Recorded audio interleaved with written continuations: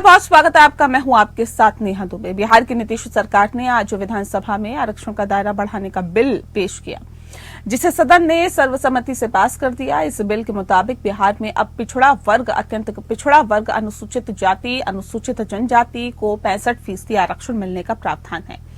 अभी बिहार में इन वर्गों को 50% आरक्षण मिलता है। जातिगत जनगणना की रिपोर्ट पेश करने के बाद सीएम नीतीश कुमार ने राज्य में 65% आरक्षण करने का ऐलान किया था। बिहार में अभी आरक्षण की सीमा 50% है और ईडब्ल्यूएस का 10% आरक्षण इससे अलग मिलता था। अब नीतीश सरकार का बिल पास हो गया है तो आरक्षण की सीमा 50% की सीमा टूट गई है और अब बिहार में कुल 65% आरक्षण मिलने लगेगा। इसके अलावा ईडब्ल्यूएस का 10% आरक्षण अलग रहेगा।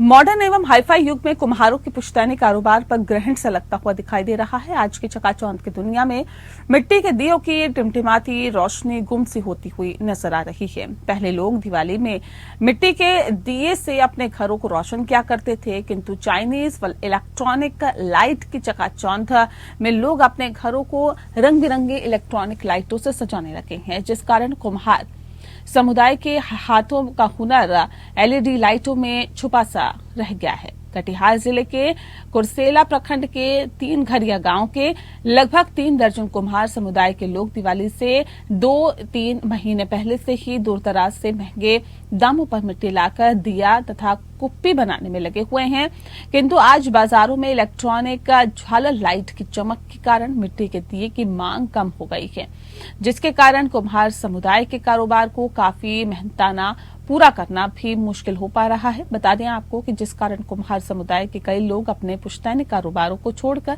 प्रदेश में पलायन करने तथा साथ ही मजदूरी कर अपने परिवार का भरण पोषण करने के लिए लगे हुए हैं।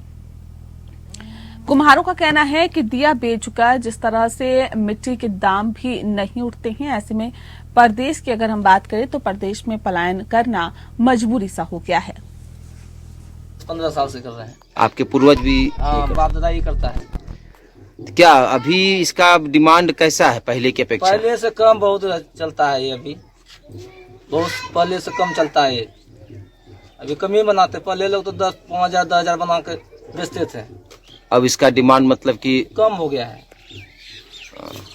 अच्छा, लागत क्या है? मतलब लागत के हिसाब से मुनाफा हो रहा है कि नफा बराबर होता है, निमक रोटी चलता है, इससे नफा क्या होगा?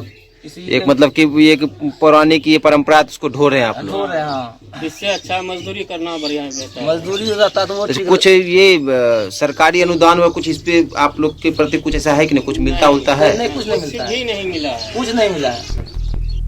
वहीं झामुमो ने झारखंड गठन के 24वें वर्ष में प्रवेश करने और बिरसा मुंडा भगवान की जयंती पर प्रधानमंत्री नरेंद्र मोदी के झारखंड और उलिहातू दौरा का स्वागत किया है। पार्टी महासचिव एवं प्रवक्ता सुप्रिया भट्टाचार्य ने पार्टी कार्यालय में आयोजित एक प्रेस कॉन्फ्रेंस में कहा है कि प्रधानमंत्री जी का झारखंड में स्वागत है। हम उम्मीद करते हैं कि ये पार्टी का या फिर राजनीतिक कार्यक्रम नहीं होगा, ये सरकारी कार्यक्रम होगा। जैसी सूचना आई ऐसे में पूरा झारखंड आपसे उम्मीद करता है कि जो नाइंसाफी विगत सालों में झारखंड के साथ होती आई है उसे वह पाटने का काम करेंगे। आपसे ये उम्मीद करते हैं कि देश की औद्योगिक धरोहर के रूप में प्रधानमंत्री जवाहरलाल नेहरू और इंजीनियर कार्तिक उरांव की परिकल्पना मदर इंडस्ट्रीज HEC की बचाने की घोषणा करेंगे। साथ ही झारखंड का पावती पैसा 36 लाख करोड़ देने की घोषणा करेंगे। श्री भट्टाचार्य ने कहा है कि प्रधानमंत्री जी कुछ गिने चुने औद्योगिक घरानों को बढ़ाने का काम आपने किया है और इस चक्कर में पूरे देश के कई पुराने औद्योगिक प्रतिष्ठान, देश के सार्वजनिक उपक्रम बर्बाद हो गए हैं। मगर आपसे उम्मीद करते हैं कि आप HEC को बचा लीजिएगा, क्योंकि कुछ वर्षों से HEC मरणासन में चला गया है और कर्मचारी भुखमरी के शिकार हो रहे हैं। वो तो चुनाव आयोग के कर्मचारी हो जाते हैं, तब हर कर्मचारी और अधिकारी भाजपा का पन्ना प्रमुख बनकर काम करेगा, बूथ प्रमुख बनकर काम करेगा। जो मतदान पदाधिकारी है,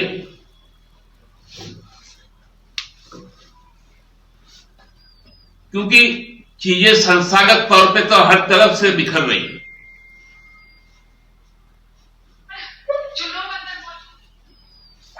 तो इसलिए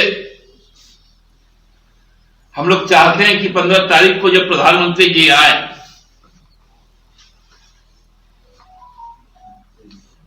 कोई राजनीतिक कार्यक्रम उस दिन यहां ना हो भाजपा के द्वारा, क्योंकि उस दिन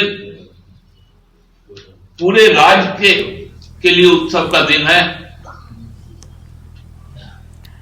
वहीं लोहरदगा विधानसभा चुनाव में हो रही खेमेबाजी। लोहरदगा में राजनीतिक दलों के बीच भीतरघात सामान्य परिस्थिति में लोकसभा के आम चुनाव के बाद झारखंड विधानसभा का चुनाव होना तय है, किंतु लोहरदगा विधानसभा के चुनाव की चर्चा लोकसभा से अधिक हो रही है। लोहरदगा विधानसभा झारखंड की सबसे हॉट सीट मानी जाती है। यहां राष्ट्रीय एवं क्षेत्रीय पार्टी के कई दिग्गज नेता निवास करते हैं, जो झारखंड की राजनीति की दिशा और दशा बदलने में अहम भूमिका निभाते हैं।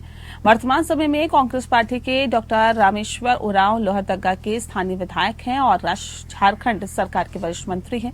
इनके जिम्मे वित्त सहित कई महत्वपूर्ण विभाग का मंत्रालय है, किंतु मतदाताओं का मानना है कि अपेक्षा के अनुरूप वह लोहरदगा के विकास के लिए कार्य करने में असफल रहे हैं और मतदाता डॉक्टर रामेश्वर उरांव से नाराज दिखाई पड़ रहे हैं।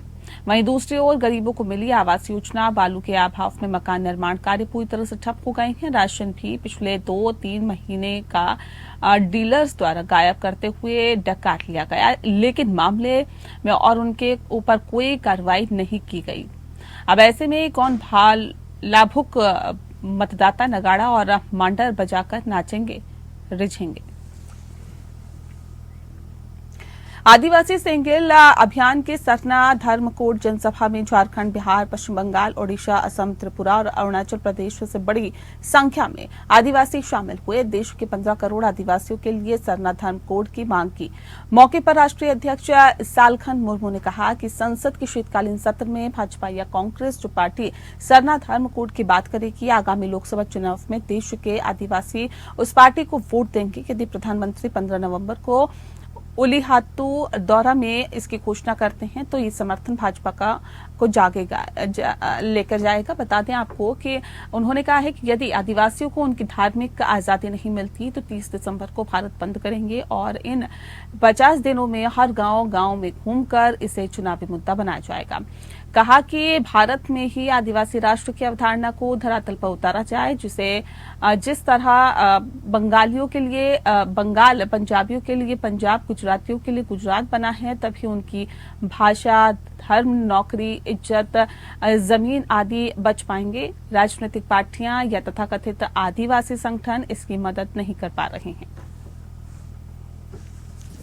द्वारा सरना धर्मकोट जनसभा का आयोजन हुआ है। भारत के 7 राज्य और विदेश से भी कुछ प्रतिनिधि इसमें शामिल हुए। हमारी मांग है भारत सरकार अविलंब सरना धर्मकोट को मान्यता घोषित करे, अन्यथा हम लोग 30 दिसंबर को भारत बंद करेंगे, रेल रोड चक्का जाम करेंगे। इसके पहले 10 दिसंबर को हम लोग मारंग गुरु को बचाने के लिए मारंग गुरु बचाओ सेंगेल यात्रा पारसनाथ पहाड़ गिरिडीह में करेंगे। उसके बाद 22 दिसंबर को दुमका में आशा भाषा विजय दिवस का आयोजन भी होगा और प्रधानमंत्री जी जो 15 नवंबर को उलीहातू आ रहे हैं बिरसा मुंडा की जन्मस्थली पर, उसे हमने पत्र लिखकर 28 अक्टूबर 2023 को अवगत किया है कि आपने महामहिम राष्ट्रपति के पद पर एक आदिवासी को बैठाया। एक महान काम है, आदिवासियों के लिए सम्मान का बात है। उसी प्रकार आपने बिरसा मुंडा के जन्मदिन को जनजातीय गौरव दिवस घोषित किया, ये भी हमको सम्मानित करता है, हमारे सभी वीर शहीदों को। और अभी जब आप उलीहातू में ऐतिहासिक यात्रा 15 नवंबर को कर रहे हैं, सरना धर्मकोट का घोषणा कीजिए।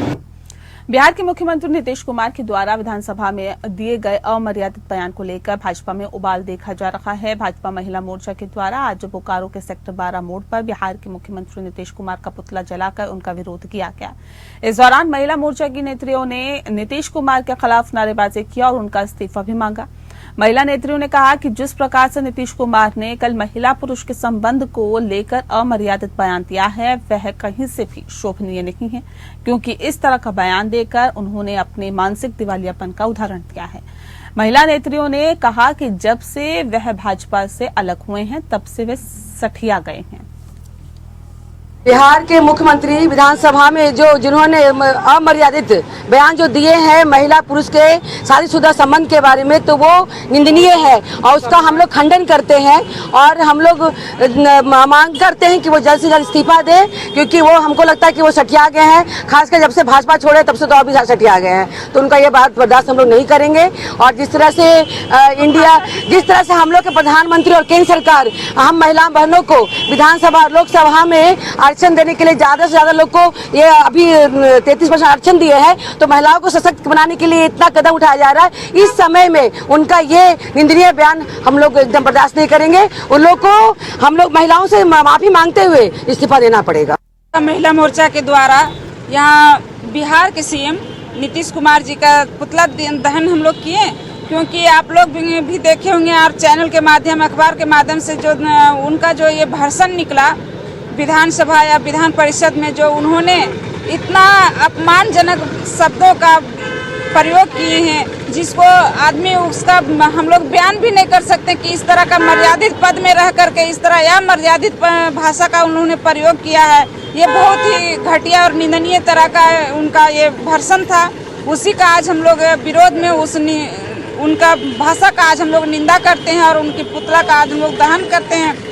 और सरकार से हम मांग करते हैं अपने केंद्र सरकार से कि वो जल्दी से जल्दी उनको इस्तीफा दिलवाएं, और वो उनसे भी कहना चाहते हैं कि आप इस्तीफा दें, क्योंकि आप इस पद के लायक नहीं हैं। जो आप इस तरह का मर्यादित भाषा का जो प्रयोग किए हैं, कहीं से आप उस कुर्सी के लायक नहीं है, तो कुर्सी को आप छोड़ें, इस्तीफा दें। यही आपके मीडिया के माध्यम से उनको हम लोग सारे भाजपा महिला मोर्चा की बहनें उनसे कहना चाहते हैं।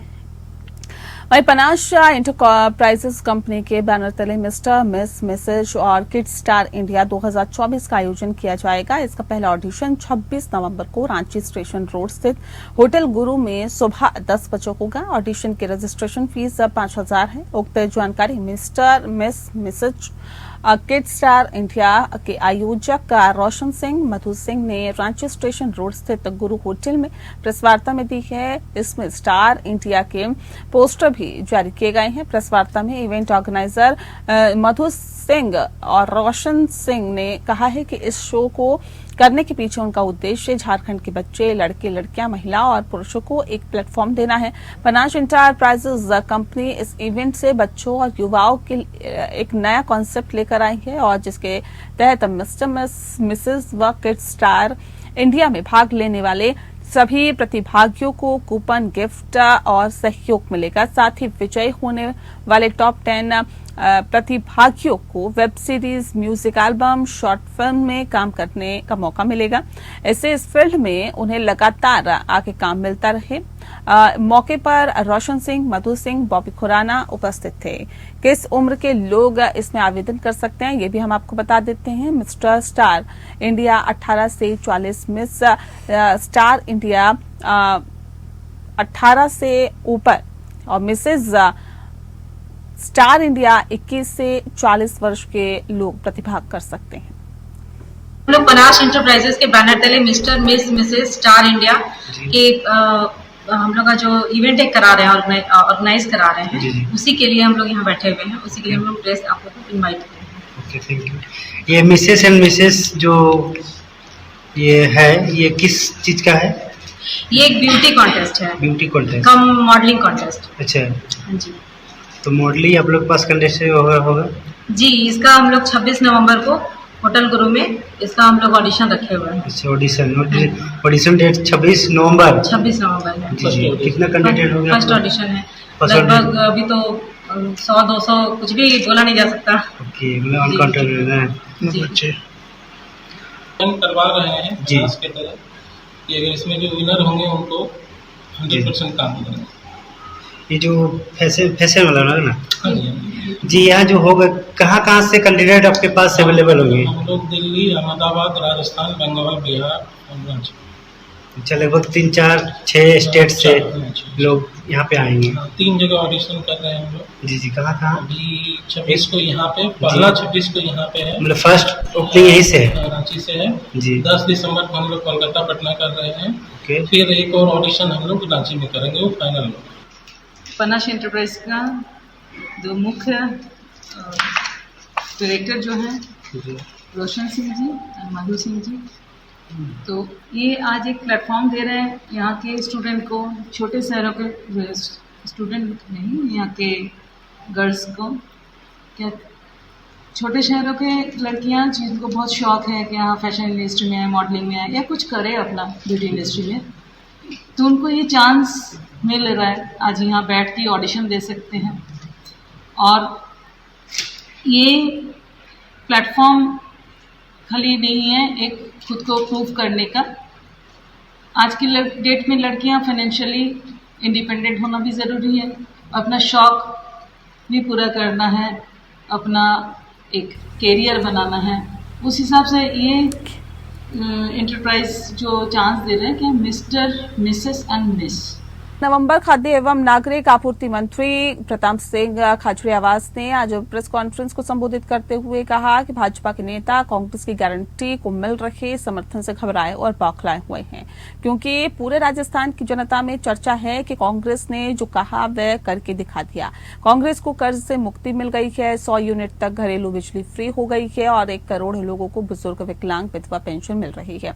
राजस्थान में राइट टू हेल्थ लागू हो गया है। 25 लाख तक का चिरंजीवी बीमा योजना में इलाज पूरा फ्री है। और खाचरियावास ने कहा कि झूठे एवं फेक वीडियो को काट छांट कर डालकर जनता को भ्रमित करना चाह रही है, लेकिन उनका ये झूठ फरेब और ज्यादा धोखा जनता अच्छी तरह से जान गई है और भाजपा के झांसे में नहीं आने वाली है, उसे मुंह की खानी पड़ेगी।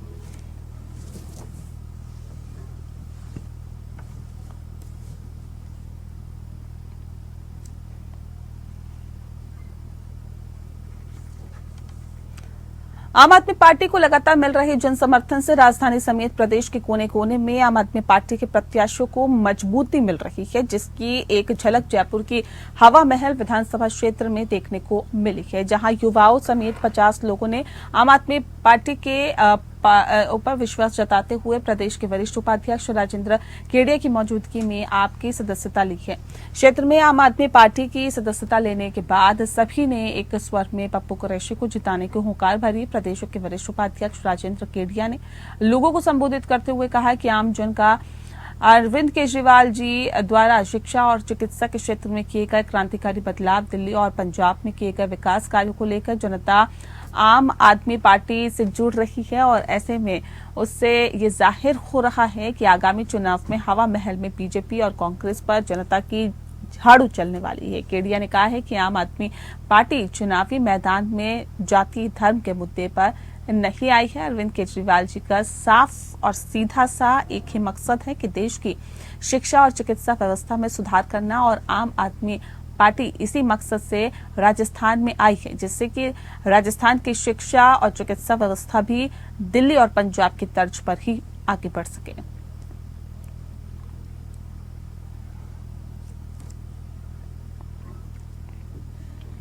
तो बता दें आपको कि पप्पू कुरैशी को जिताने के लिए अब हुंकार भरी जा रही है और अब सीधे सीधे आम आदमी पार्टी को एक विकल्प के तौर पर प्रस्तुत करने की कोशिश आम आदमी पार्टी के कार्यकर्ताओं की तरफ से की जा रही है। आम आदमी पार्टी को लगातार मिल रही जन समर्थन से राजधानी समेत प्रदेश के कोने कोने में आम आदमी पार्टी के प्रत्याशियों को मजबूती मिल रही है, जिसकी एक झलक जयपुर के हवा मंडल विधानसभा सीट पर भी देखने को मिल रही है, जहां पर युवा समेत 50 लोगों ने आम आदमी पार्टी के प्रति विश्वास जताते हुए प्रदेश के वरिष्ठ उपाध्यक्ष राजेंद्र केडिया की मौजूदगी में आपकी सदस्यता ग्रहण कर ली।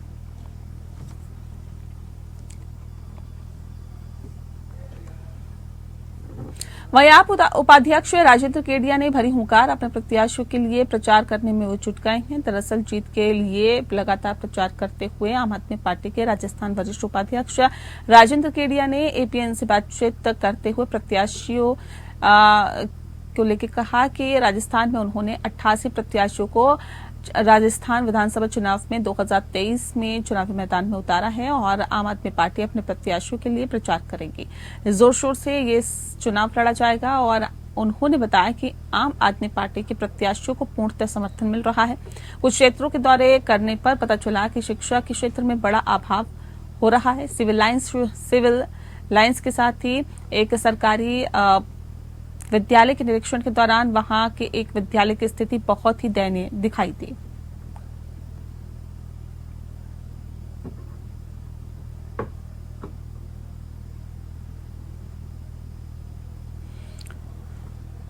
तो राजस्थान में भी आम आदमी पार्टी अपनी पार्टी का विस्तार कर रही है और ऐसे में आपको बता दें कि तमाम जो उम्मीदवार चुनावी मैदान में उतारे गए हैं उनके लिए जीत के लिए लगातार हुंकार भरी जा रही है और ये भी कहा जा रहा है कि जिन सीटों पर उन्होंने अपने प्रत्याशियों को उतारा है वहां पर पूरी तरह से मजबूती के साथ चुनाव लड़ेंगे। प्रचार प्रसार उनके लिए किया जाएगा ताकि चुनाव में उन्हें जीत हासिल हो। साथ ही साथ उन्होंने ये भी कहा कि कई जगह उन्होंने जाकर भ्रमण किया, वहां देखा कि जो शिक्षा है, जो स्वास्थ्य है, उससे संबंधित लोगों को बेहद दिक्कतें हो रही है। स्वास्थ्य व्यवस्थाएं, शिक्षा व्यवस्थाएं राजस्थान में चरमराई हुई है, जिसके लिए आम आदमी पार्टी का सत्ता पर काबिज होना बेहद जरूरी है।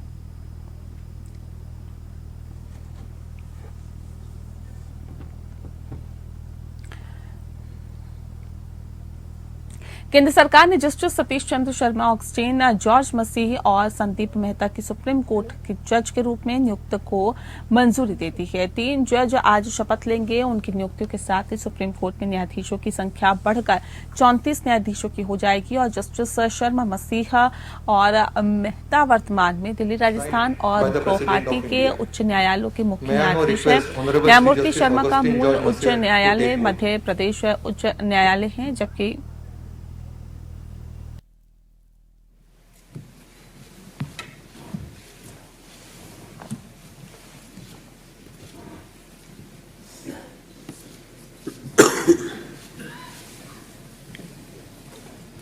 I, Augustine George Massey, having been appointed a judge of the Supreme Court of India, having been appointed as a judge of the Supreme Court of India, do solemnly affirm that I will bear true faith and allegiance to the Constitution of India as by law established, that I will bear true faith and allegiance to the Constitution of India as by law established, that I will uphold the sovereignty and integrity of India, that I will uphold the sovereignty and integrity of India, that I will duly and faithfully and to the best of my ability, knowledge and judgment, that I will duly and faithfully and to the best of my ability, knowledge and judgment, perform the duties of my office without fear or favor, affection or ill will, perform the duties of my office without fear or favor, affection or ill will, and that I will uphold the Constitution and the laws. And that I will uphold the Constitution and the laws.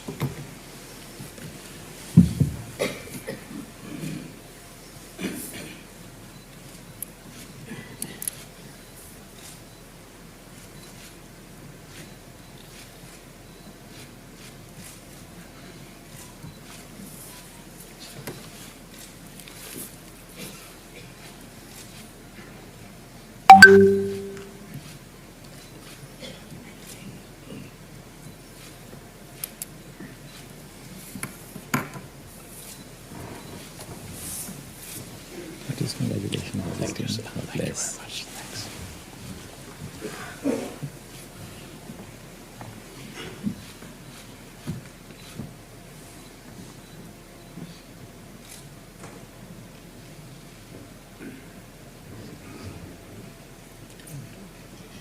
Warrant of appointment of Honorable Shri Justice Sandeep Mehta reads as under.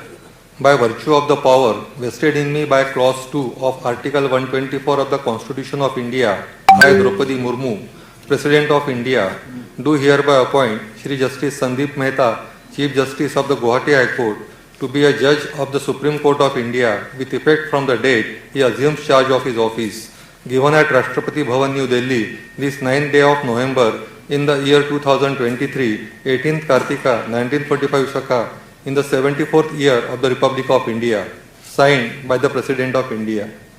May I now request Honorable Shri Justice Sandeep Mehta to take oath.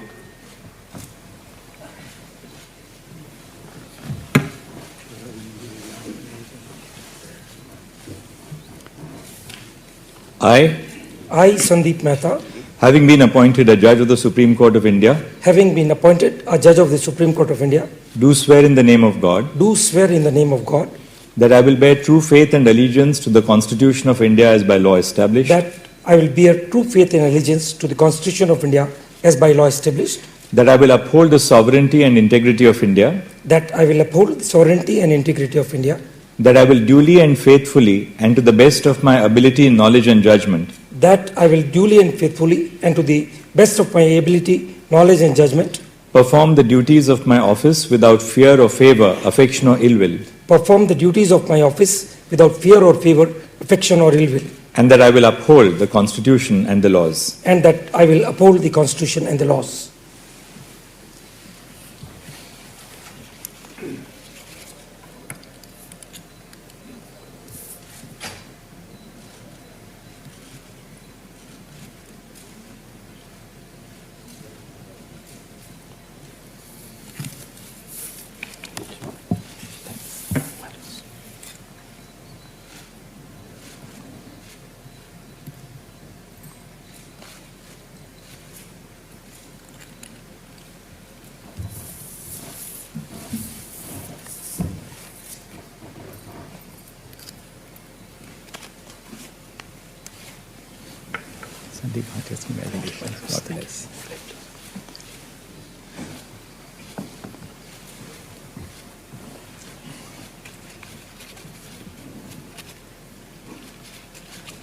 May I have your Lordship's permission to conclude the proceedings?